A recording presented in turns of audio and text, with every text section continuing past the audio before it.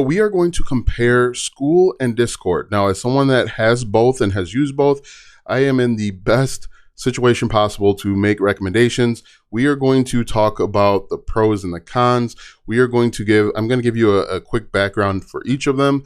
We're going to compare the features, and then I'm going to, of course, make a recommendation based on my experience using each and both software. Now, if you want to get started with Skool for free for 14 days, go ahead and click the link down below. When you click the link and get started using my link, I will send you a free workbook on how to monetize your Skool community. I am an affiliate for Skool, and if you get started, I'll get credit. It's always good to let people know that you're an affiliate. But if you get started using my link with the 14-day free trial, you'll be able to get that free workbook. So let's go ahead and talk a little bit about what Skool is and what Discord is. So Skool, if we take a look, this is an online course and community. I like to think of it as like a combination of Facebook and kind of like Kajabi. Okay, with Skool, we take a look. This is one of my free communities where you have this wall here where people can interact and engage with each other. And then you have a classroom where you can make courses. Now, one drawback that I'll mention early on is that Skool doesn't have a native video section. This is a video from Vimeo. You have to either use a Vimeo or YouTube link or Wistia in order to embed videos. One thing that I would love for them to do, and I'll talk a bit more in the con section, is for them to have an embed where I can upload my videos directly here. You can't do that yet. That's one drawback, but you can see here, you can offer all sorts of courses. Skool is available for just about any niche. It also has a calendar function, so you can let people know when you're available. And this is actually a really cool feature as well. These are all linked, but you can't actually do live or you can't do video recordings like a Zoom right in here natively. You have to go outsource there. You can see all of your members. You also have leaderboards where you can gamify or incentivize people to continue to come back and post. As you can see here with mine, I offer additional courses as people move up because they want to learn more about making money. And then in the final, we have this kind of like landing page here where people can learn about the community and decide to join or not. Over here, you can see the number of members, both online and then admins. But this is a rough overview of what Zoom is. I like to think it's kind of a combination of a Facebook group and kind of like a online course building platform. So this is Discord, as you know. Discord has a bunch of these little sections here that people can go into and communicate based on topic. This is a Discord community that I had ran for a long time, but you can see here people can interact and engage. To be honest with you, I kind of feel like Skool has a cleaner look, a less confusing look. As you can see here, I've got all of these different subtopics where people can easily access their niche or whatever they're interested in. You can see here I also set it up so that it integrated with my YouTube channel, that anytime I upload a new YouTube video, it would actually post it here as well. So there's a bunch of features. You can use Discord for both free and paid. You have to use something called Launch Pass in order to do that. I mean, you could actually use another feature, but I found that Launch Pass usually works the best for Skool. As you can see here, we'll talk more about pricing a little bit, but I wanted to make sure that you saw that, and we can go forward. But this is basically what Discord is. It's a platform where you can upload videos. In my experience, it's kind of like Skool where you can't upload videos natively, or at least I wasn't able to find that way to do it when I was running it. But you can see here, you can use it to interact and communicate and send direct messages and spark engagement. So that is a brief overview of what Skool and Discord is. All right, so now that we have that out of the way, let's talk about the feature comparisons. If we look at this, and I personally feel like Skool, and this is kind of a foreshadowing here, Skool is more designed for people that I think that are a little bit older, that may have taken an online course before because it has a very clean look. People that are comfortable and familiar with Facebook. In my experience, people that try and use Discord, it's a little bit more cumbersome for them. It's one of those things where there's a little bit of a learning curve. You can see here that we've got some stuff here, but you can see, I feel like also one of the drawbacks with Discord is the conversations don't necessarily flow cleanly and easily.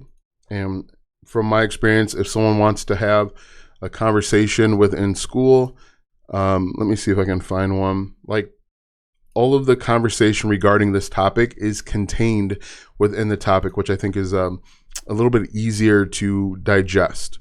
If we looked at Skool here, sometimes there's like arrows going every which way, and I think it can be a little bit overwhelming. As you can see here, I have a number of different communities. Let's see if I can look into this one. I'm in a number of different Discords here. I don't see one that's really active, but you can see, like, if I look in this, let's look at this one. Like, if people were trying to have a conversation, it can kind of get all over the place, and it can get kind of confusing and overwhelming. Let's go back here. Content organization and accessibility. I do like that if you want to upload something or you want to reveal something, it's contained in the classroom. For Discord, if you want to, you can actually organize stuff based on the topic, as you can see here with this Discord.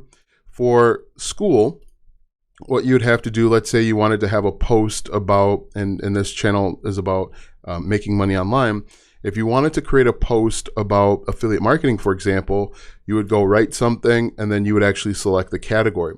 Now, as of the time of this video, there's not sub sections or sub walls dedicated to each topic, but people can scroll through and get an idea of what the topic or section is about.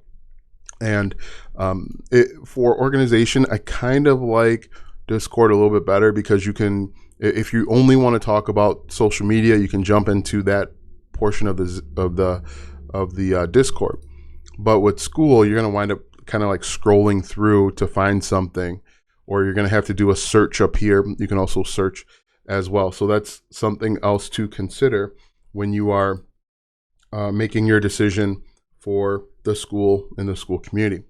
Let's see, we'll go back here, content organization, user experience, and interface. I think this really depends on who you are and what you're used to. If you've taken online classes before, this is clean and easy and simple. If you are used to Facebook, this is really clean and easy and simple.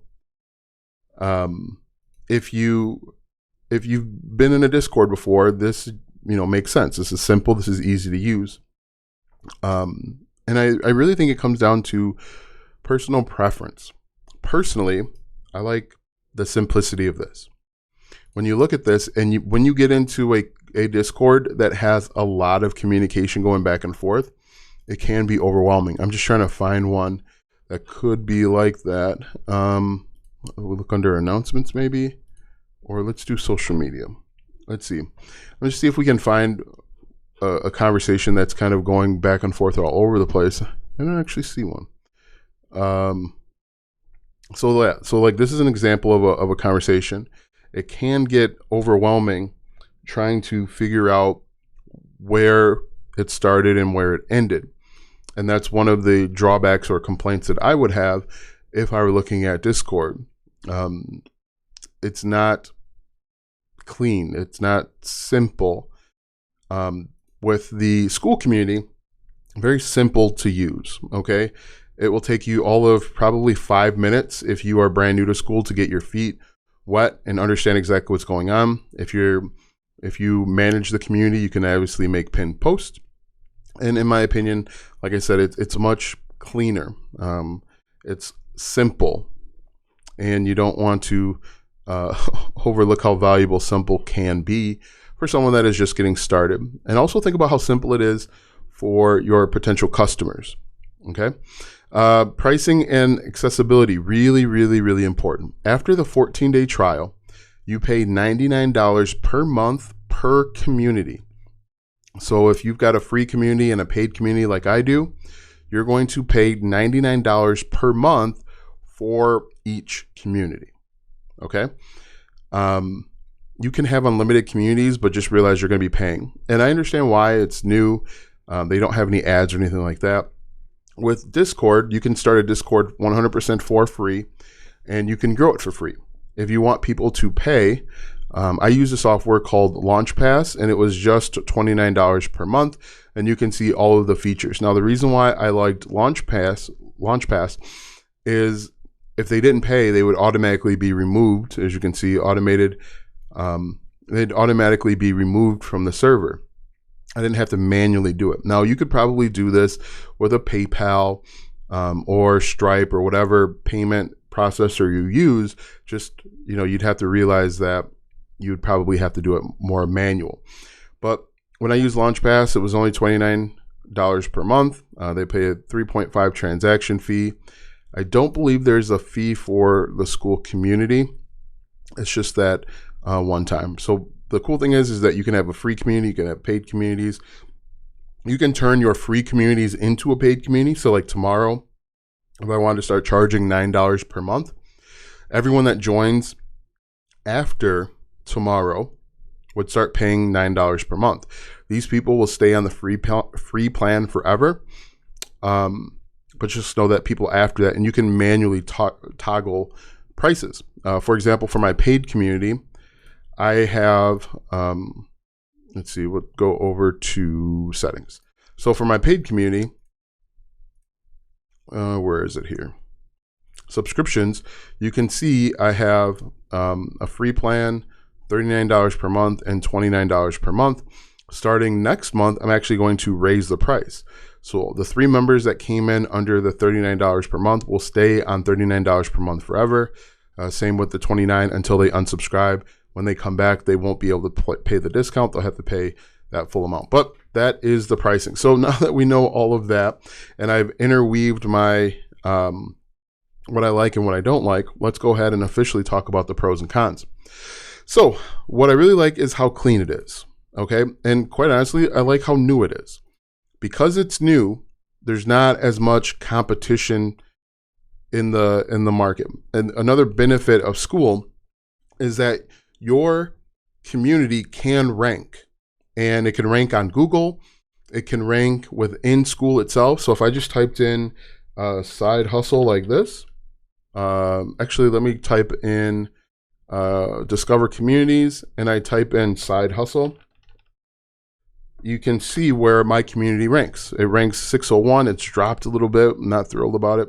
It's ranked the 601st community in all of Skool.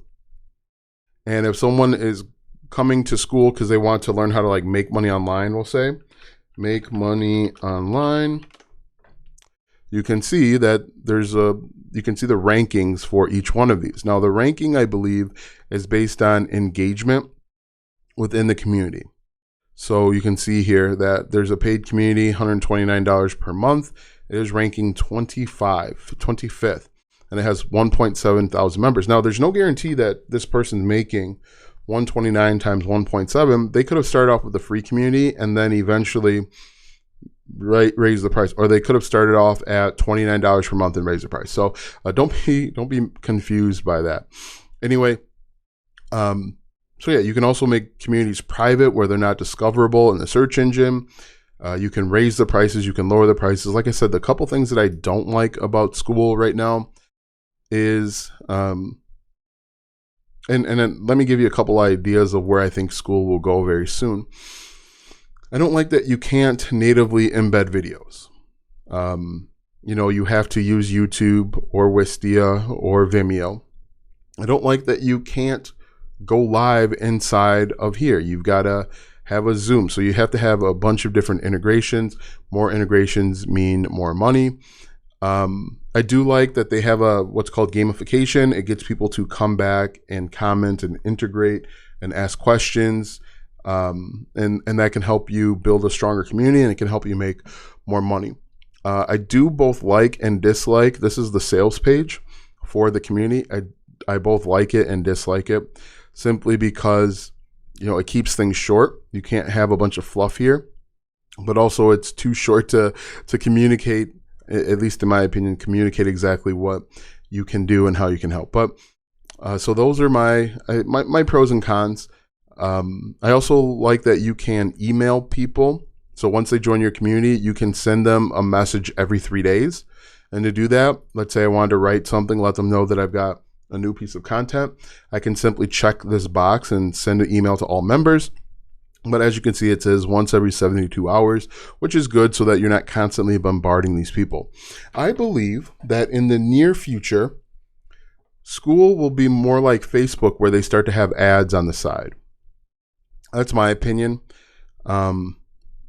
It may not ever come to fruition, but you can see all of this like white space here, which would be great for ads. I mean, kind of like Facebook. But so those are the pros and the cons. I like that you can pin up to 3 messages or 3 posts. Sometimes when you hit hide though, you'll lose the post and it'll be impossible to find. So if you have 3 of them, make sure that you unpin one and keep this where it says pinned. I like that it can potentially rank on Google, very important. So yeah, I think that is it with what I like. With Discord, I like that it's free. You don't have to. With Skool, I don't like that you got to pay $99 per month per community. I understand why they do it. It helps to keep the number of communities down. If you think about Facebook, there's like 3 billion communities because you can just spin up a community for a challenge or a session and then just close it down, and then you've got a bunch of defunct or dead communities. So Discord, I like that it's. I do like the organization. I like that if I'm interested in one of these different channels, I can just click on it. So if we go back to my community, I've got it broken down for different niches, and you can see it's like kind of easier to get to. I don't like sometimes the communication. If you get in a real hot Discord, a Discord that has a lot of interaction, you'll quickly lose where you are. You'll lose the posting. You'll get lost, and it can be kind of frustrating. I've been in a few different Discords where they have a video and they're trying to teach something. It gets a little overwhelming because you're trying to scroll back up to the top, and if there's a lot of stuff here, you can see even with my Discord that you wind up just kind of scrolling, trying to get back up to the top, and then mixed in here are different conversations, and you can wind up spending a lot of time going through the Discord trying to find the top and get everything set up. I also think that Discord can be a little distracting. We got all of these different servers over here. That can be a little distracting. If we look at Skool, not as distracting. And so, yeah, I think those are the biggest pros and cons. I think both of them have their place. I think Discord's really good if you're playing video games. I used to be in a server where we were playing video games, and so that was kind of cool. We could communicate with each other.